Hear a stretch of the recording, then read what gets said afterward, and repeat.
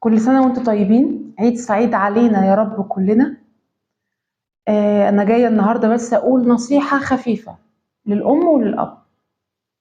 ابنك بقالك كتير ما كلمتوش، فرحه وعيد عليه.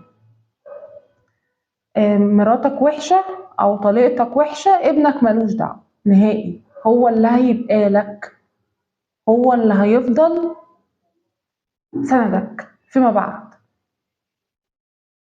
جوزك وحش وطلب انه يشوف الولد او جاب له حاجة او عايز يكلمه، ما تقسيش قلبك وخليه يشوف ابوه.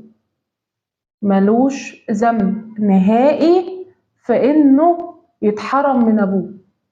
للأسف انتوا اللي اخترتوا بعض، هو ما عملش حاجة، هو الطفل ده ما عملش حاجة، لا اختار ابوه ولا امه ولا اختار المشاكل اللي ما بينكم او كان طرف فيها اصلا. اسألوا على عيالكم يا جماعة، بعد إذنكم اسألوا على عيالكم.